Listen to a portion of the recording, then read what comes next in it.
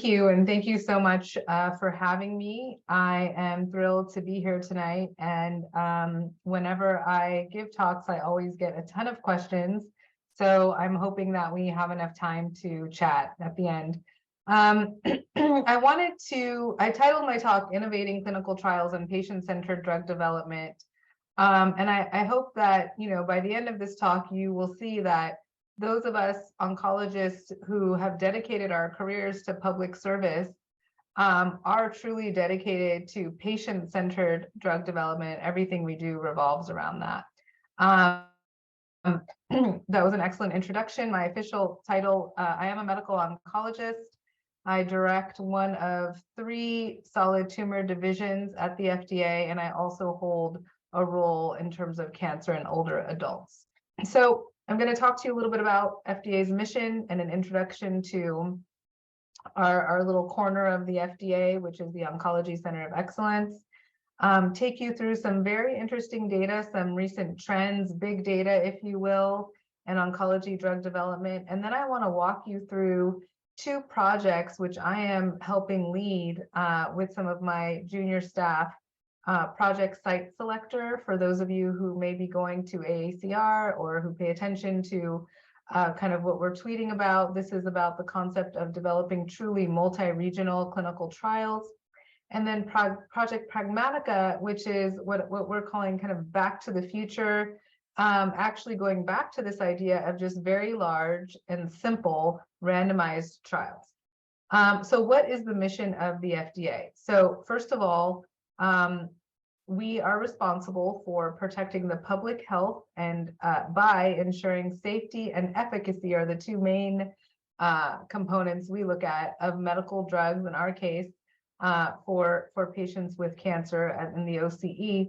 We do not take any cost or payment issues into account when we're looking at drugs. So we actually don't know how much they'll be priced for, and we have no leverage over that either. And we don't regulate what we call the practice of medicine, meaning just that because we approve a drug does not necessarily mean you have to use it.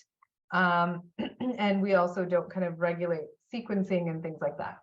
At the FDA, more so than any other workplace I've been in, more than internship and residency and even fellowship, I have never worked so much as part of an interdisciplinary scientific team as I have since joining the FDA. I work very closely every day with PhD toxicologists.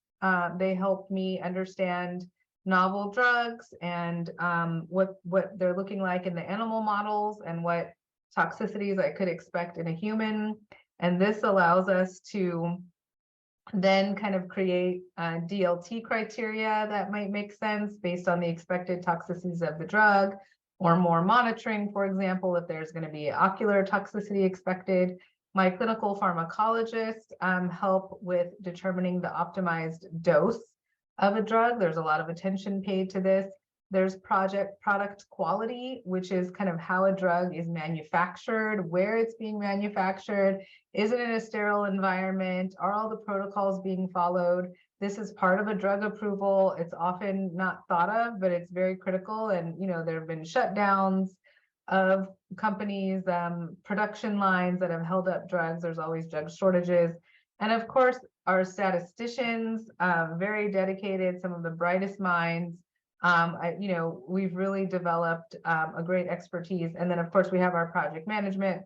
And the oncology group is unique because we are specialists in our particular tumor type. So you have your breast oncologist, your lung, GU, etc. We are housed in the Oncology Center of Excellence. It is the first ever interagency institute. So it's the only institute actually so far at the FDA. I think they're thinking about forming another one. But we sit here in CDER, which is a Center for Drug Evaluation and Research, whereas, for example, the CAR T cells are regulated here in CBER because it's considered a biologic. And I am the director of this green circle, Division of Oncology 2, and we do, lung, head and neck, and some other tumor types as well. We've been very busy And 2022, we saw cancer drug development continue to progress rapidly, despite the lingering effects of the COVID-19 pandemic. Some approvals are highlighted here, and I just want to mention a few of them. This one, the Lucium 177, this was a first-in-class radioligand therapeutic for adult patients with PSMA, prostate cancer, castration resistant. You've had several new bispecific antibodies for follicular lymphoma, for multiple myeloma, for uveal melanoma.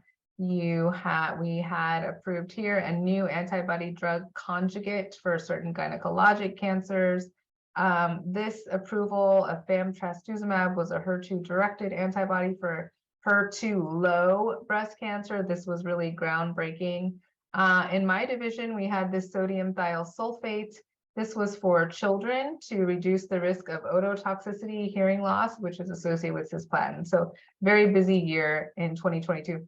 And we also make a lot of policy statements. That's one of the things I love about being a regulator, being at the FDA, and it's a scientific-based agency, and we develop policies around drug development. I'm going to highlight a few here. Tissue agnostic drug development. This guidance came out. They're available online. And this is basically an idea that you could have a drug that targets specific molecular alterations across multiple tumor types as defined by organ or tissue, as opposed to just one drug, one tumor type. So that we're targeting the molecular alteration that can be seen across tumor types. And of course, at the very bottom, diversity plans. This was a very crucial guidance, which basically gave very direct instructions and advice on how to work towards developing oncology drugs that enroll representative numbers of patients from racial and ethnic populations in the United States. Apologize, jumped a little. Okay. Now I want to take you through some kind of bigger trends in oncology product development, and this is an FDA analysis. This information is embargoed, meaning it cannot be shared. I know we're being live streamed, but you cannot distribute these slides. And this work was done by Emma Scott, who is a PhD, and she was we do have an NGS lab at the FDA. So Emma presented this amazing data, and I immediately asked her for her slide. So she looked at all oncology approvals over the past 22 years. And she excluded some, and I won't take you through this, but basically think 20 plus years of approvals. Okay.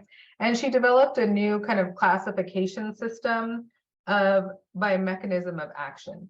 And this is, and so you'll see these trends in a moment. So what's important to remember is the red is a targeted biologic. The yellow is a targeted drug. So they are different. Whereas the blue are just your classic kind of cytotoxic drugs, chemotherapy. And this is what we saw overall in our trends, is that you see this upward trend in red of targeted biologics. Similarly, in yellow, you see these targeted drugs. And, you see a flatlining here of cytotoxics. And I think that just reflects, where drug development is going. And then in terms of actual approvals, you see them going, all products here in black. Over the years, you just see this exponential increase in actual drug approvals. And, the data does show that the mean annual oncology approvals was 7.4 per year in the early 2000s. And more recently, we're approaching close to 60 a year.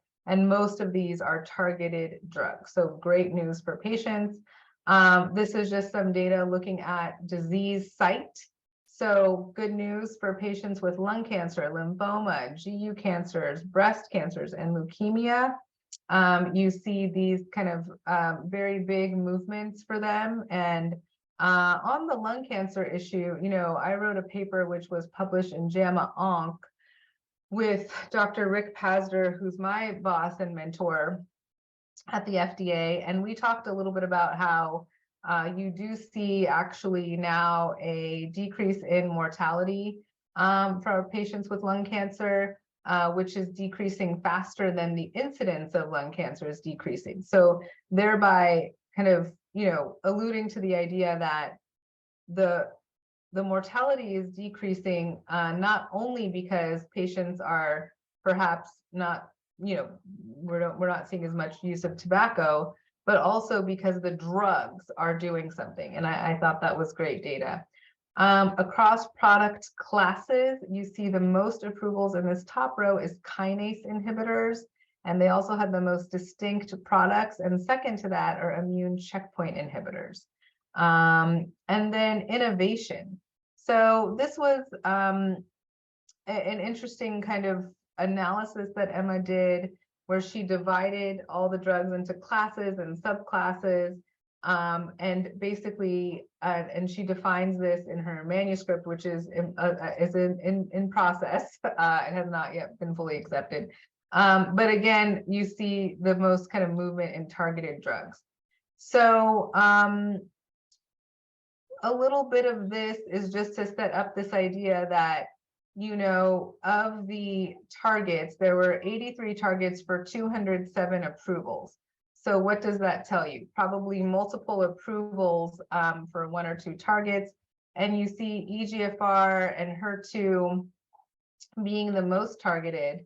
And a little bit more about kind of the targets and how they're all connected. This at the very end, I remember when she presented this, I thought it was just very intriguing that she did this network analysis, and basically all of these target proteins, 73 of them overlapped into only two networks. And then this is just a little bit a look at single agent versus combo. So a good number of combinations. Again, mostly you see cytotoxics with targeted drugs. In terms of combination strategies, so each of these lines, so many combinations, but I like to just follow the colors. So you see this mostly red. So this is basically mostly combination strategies utilizing targeted biologics, mostly immunotherapy. All right. Now let's take a step back a second, and I want to talk about something called accelerated approval. We don't have a show of hands here. I can't see you. And so I don't know how many of you actually know about accelerated approval, but let me tell you. Accelerated approval was developed in 1992 in response to the HIV and AIDS crisis.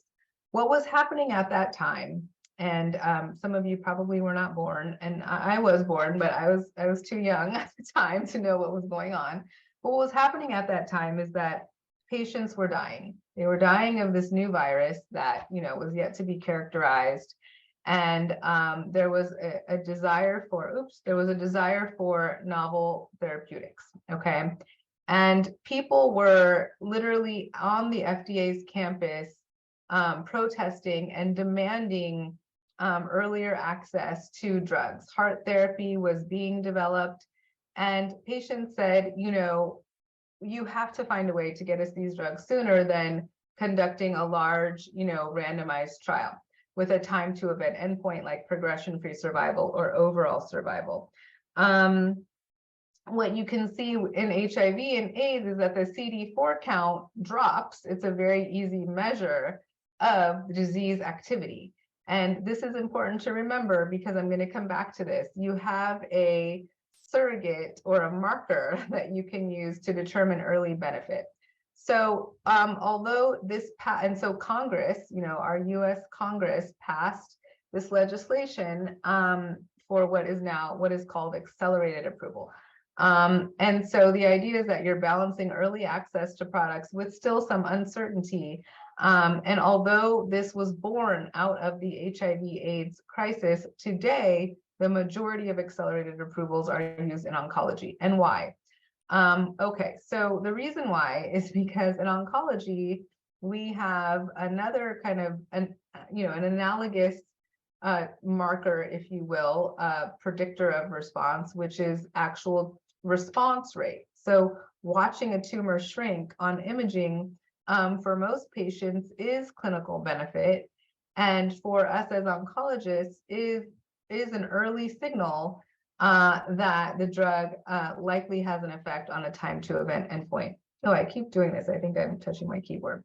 And so accelerated approval is something where we may approve a drug if we determine that the product has an effect on a surrogate endpoint that's reasonably likely to predict clinical benefit, or on an endpoint that can be measured earlier than survival. So again, in oncology, that's mostly response rate. So that's here.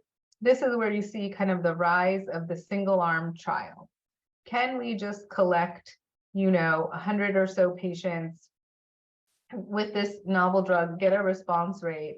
And if we can prove that this response rate confers a benefit to patients that's a greater benefit than what is currently available to them, then this would qualify for an accelerated approval, which is basically, again, there still needs to be a confirmation of benefit, usually in a secondary trial. You may also see us use this in rare cancers like the ROS1 lung cancer. A lot of the very rare mutations in lung cancer, we utilize accelerated approval.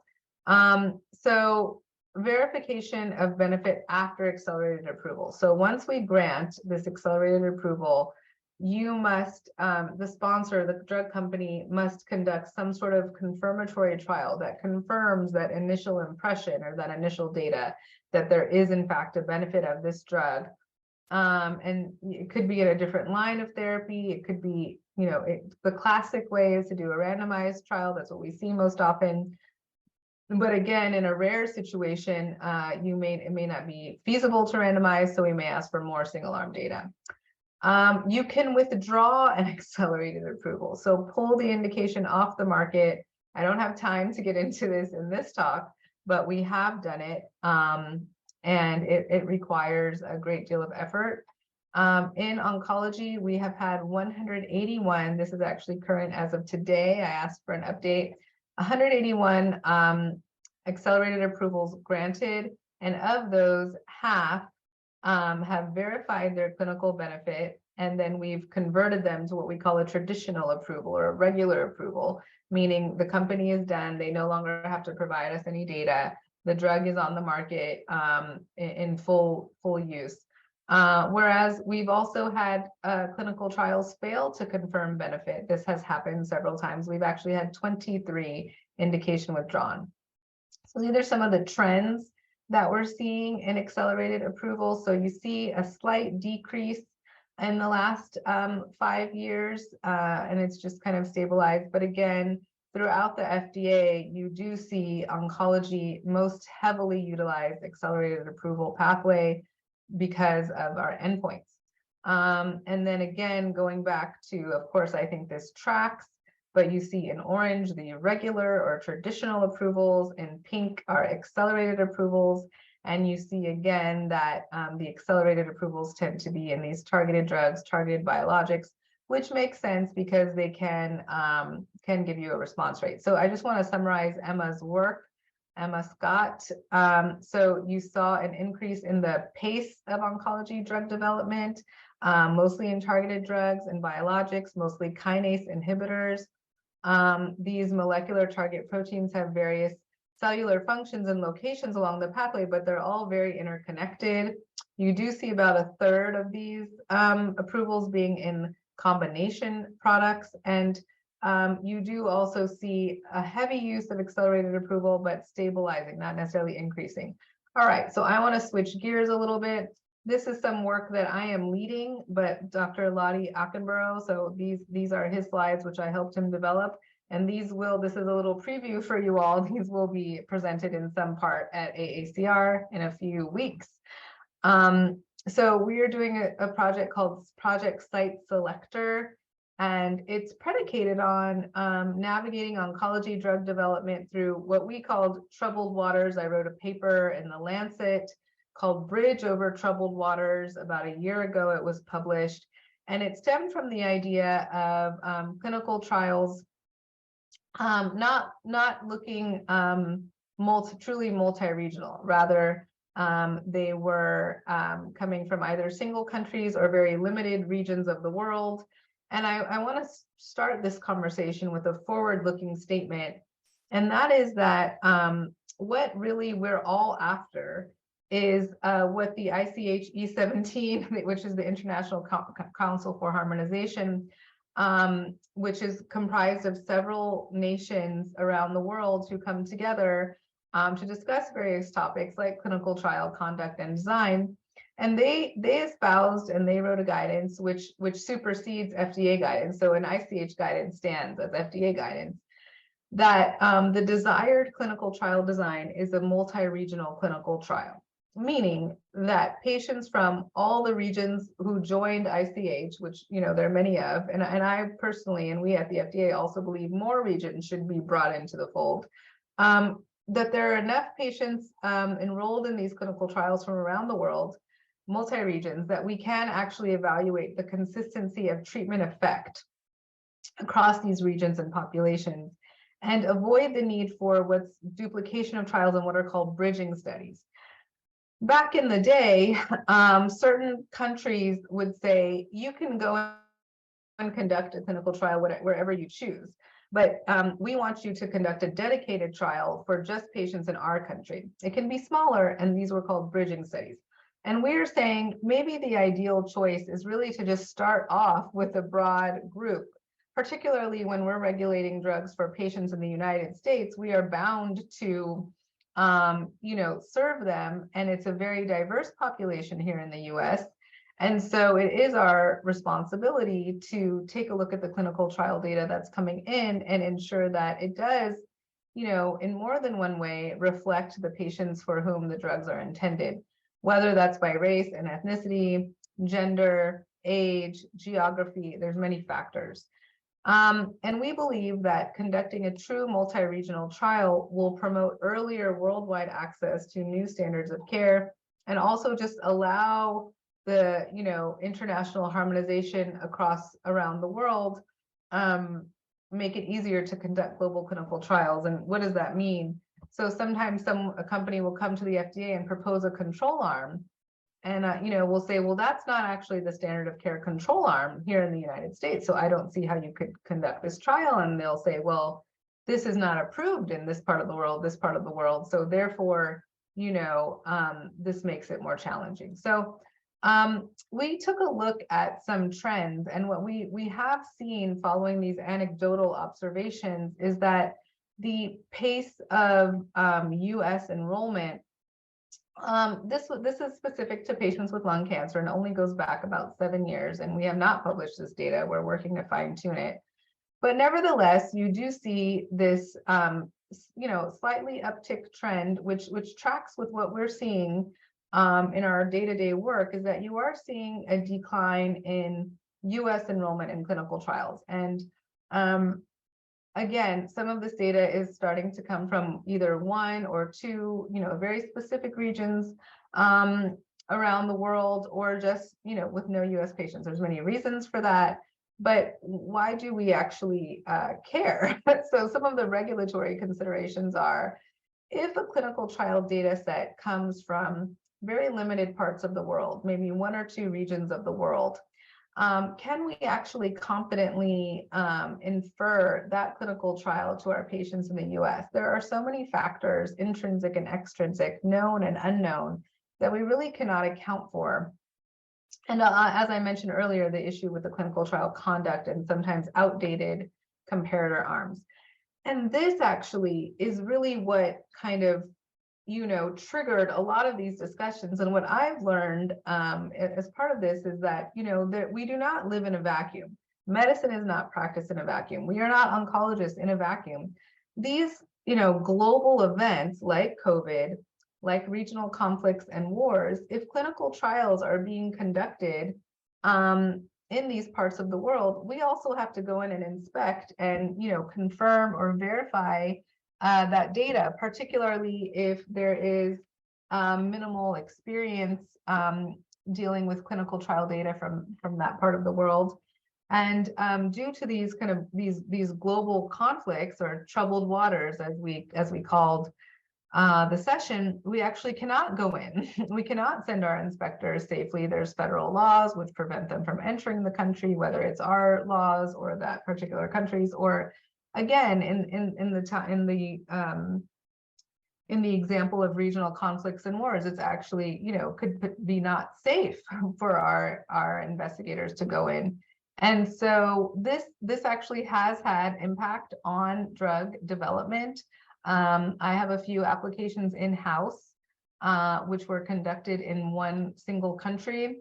However, the indication was rare and it was appropriate, for that particular population. And I cannot approve these drugs because the FDA staff has not been able to go in and inspect.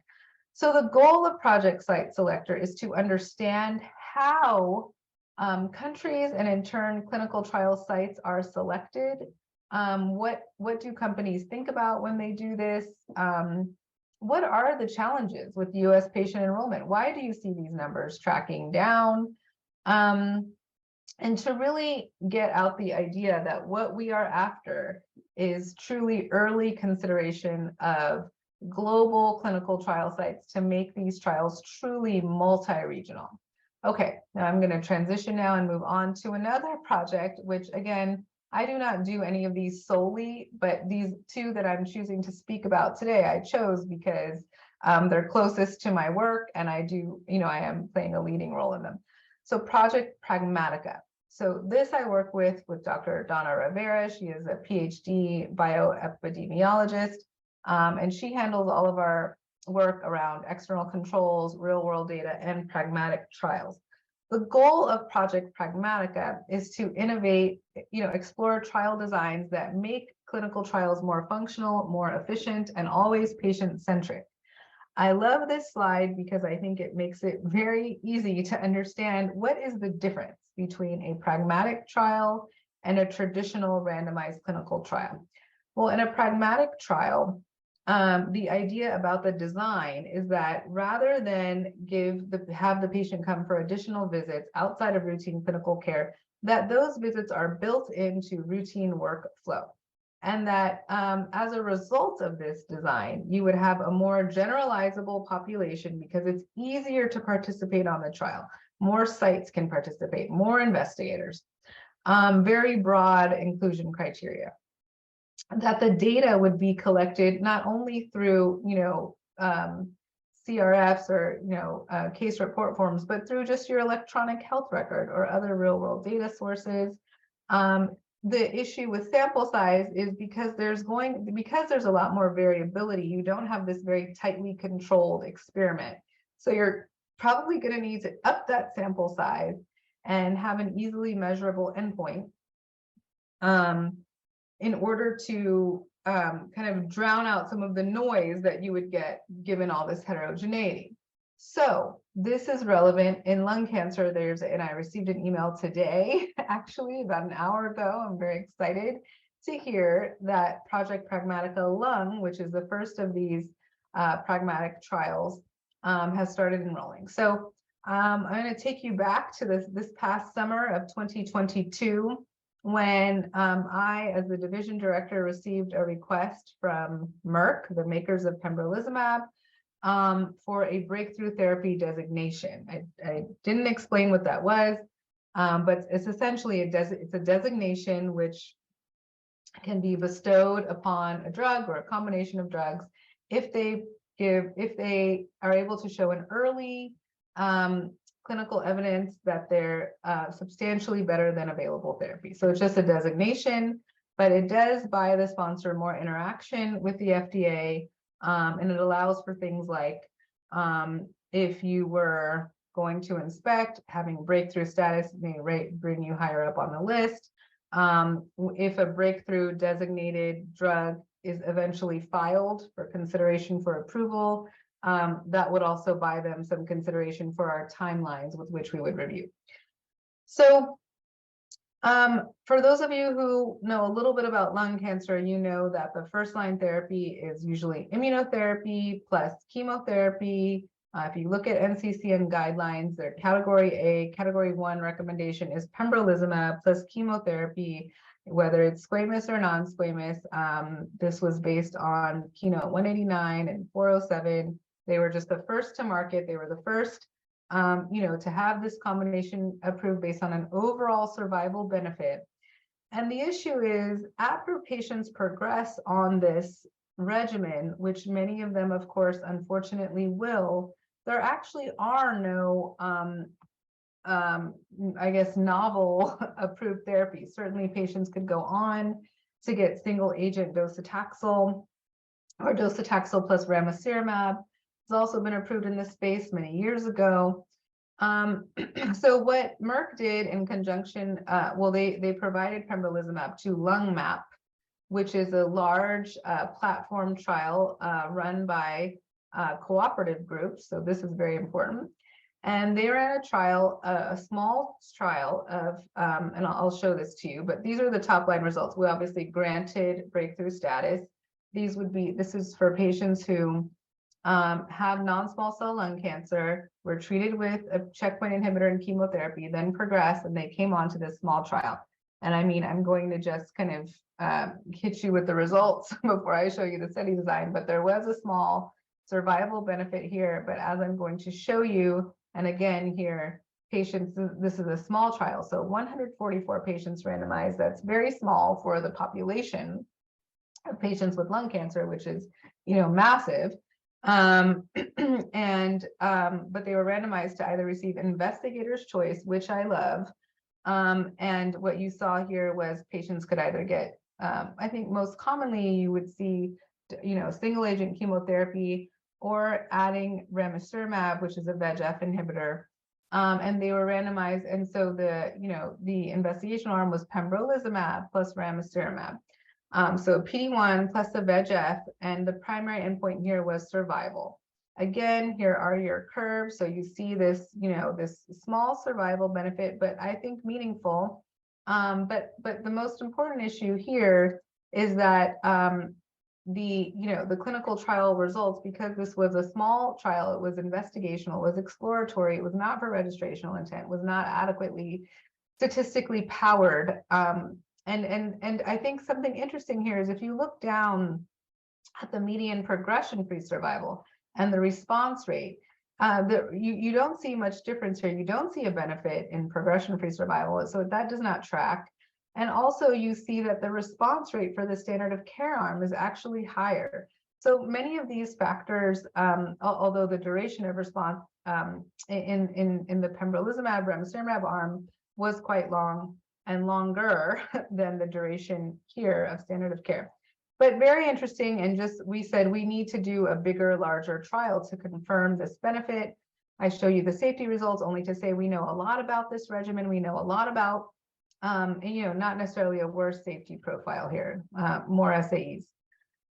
And so we got together at the FDA and we said, what really needs to happen is a large pragmatic trial needs to be conducted with a survival endpoint, but a large, simple trial that people can get behind and that will basically hopefully confirm the survival benefit seen in these small trials. And to incentivize the companies and investigators to do this, we thought, what if we could kind of put our money where our mouth is? We've been talking about pragmatic trials for a long time. What if we could actually do this to confirm the signal of these drugs that we already know a lot about? So pragmatic trials are just one design, and but I love this. It actually is very much a spectrum.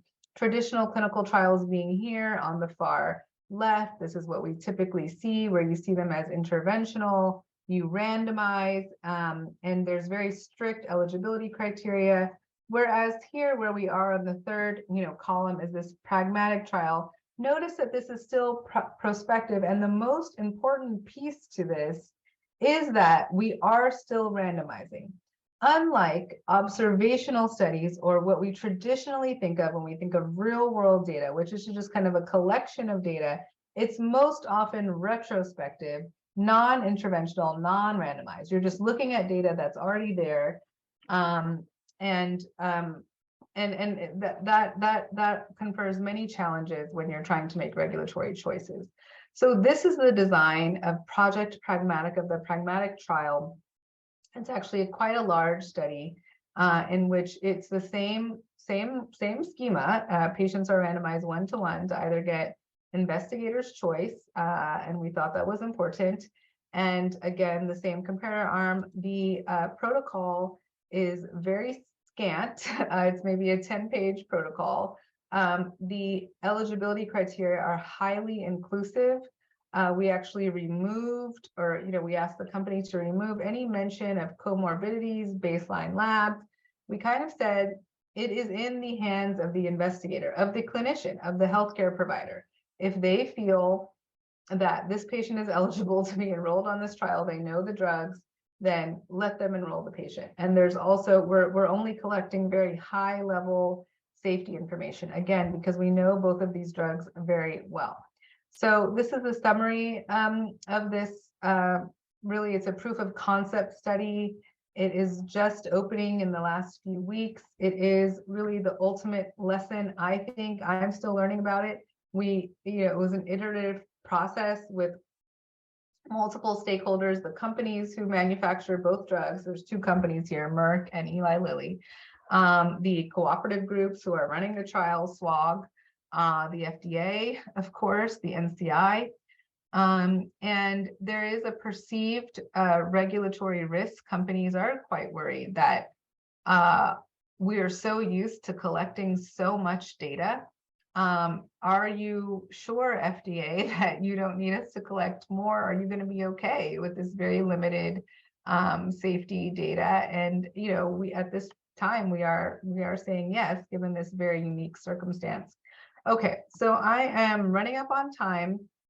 I want to make sure we have time to chat. What I wanted to do is run you through some of the many programs we have at the FDA that are led by others. I spent time today talking about 2, again, that I'm very close to, but we have tons of others that are really all excellent. So Project Facilitate, this is if you need help submitting a single patient IND or expanded access. This is also known as compassionate use of drugs. You call this phone number, you email this email address, and you can talk to someone on the Project Facilitate team, and they will help you get all the information in. It's been a wonderful resource, and they show a lot of great metrics. We have Project Socrates, which is run by Dr. Jennifer Gao. And she runs a series of, it's all about education. And so she has the education program through ASCO, ASH, AACR. She does a curriculum for in-house new staff. So that education piece is really valuable. Project Orbis, which was, really groundbreaking, was the very first, we had been talking to other basically our counterpart. So Health Canada is Canada's FDA, or Australia's TGA, etc. But we had been talking to them since 2004 about various products and so forth, and just having a collaboration with them. But in 2019, we decided to work more. It was Dr. Pazer's idea to actually do approvals with them, because we are so well resourced, or review. We don't always actually come to the same decisions, but our FDA is very well resourced, and we often move very quickly, as you know, and not all countries have those resources. And so we wanted to just expand our collaboration. We've brought so many countries into the fold. We're working with Brazil, with Japan. It's just incredibly, Singapore, we're traveling to Swissmedic, and it's been really exciting work, and I do think it's helping shift how quickly the standard of care changes around the world. I think it's happening more quickly as a result of Project Orbis. Of course, we have our real world evidence program. I mentioned Donna Rivera earlier and Dr. Paul Klutz. They basically are leading, and they have representatives from every division, including mine, but they're leading the effort to, decide how can we appropriately use real-world evidence in oncology drug development. Project Optimus, very interesting. We want to work away from how we develop drugs dose in the cytotoxic era. So in the targeted therapy era, how we approach dose is different. This is a huge shift in paradigm, and we want companies and investigators to do groundwork early, not just to go up to the maximum tolerated dose, MTD, but actually what is an optimal dose? How can we get a balance of efficacy and safety? And that is sometimes a matter of opinion. So it leads to some different conversations.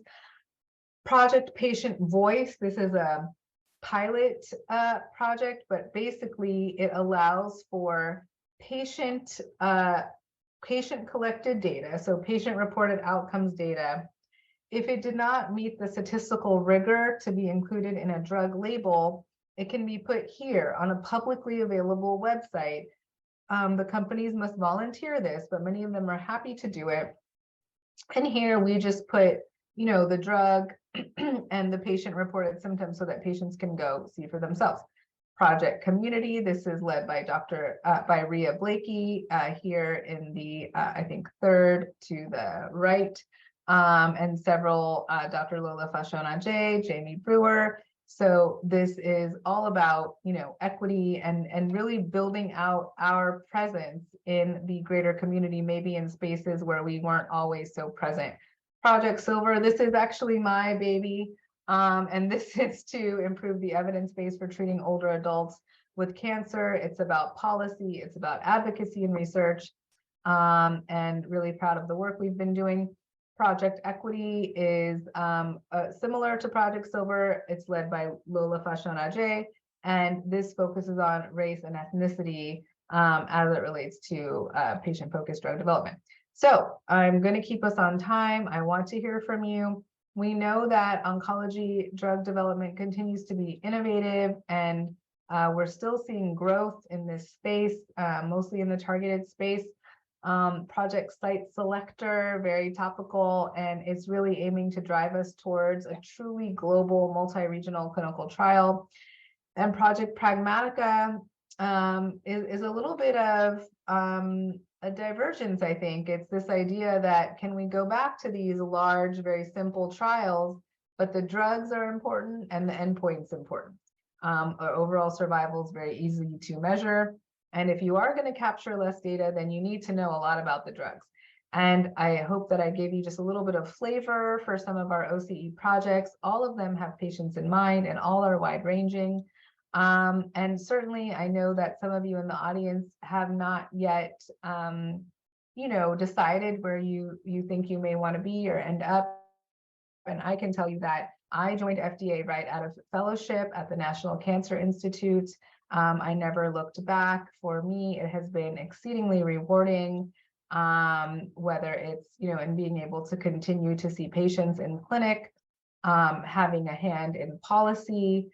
I've stood on podiums at ASCO, written papers. I'm actually trying to draft a paper now for New England. I'm hoping it gets accepted. So, it's been an amazing ride for me. And I think we have a lot of success stories here at the FDA with our oncologists. And of course, I want to acknowledge so many of my staff. I tried to name them all, so I didn't do a big acknowledgement slide, but I really want to give some credence to my mentor, and certainly he's my boss, Dr. Richard Pasder, who he is a regulator. He is a trained clinician, investigational clinical trialist, and also a true patient advocate. So I attribute a lot of my success to his mentorship as well. So with that, I will end and I will thank you.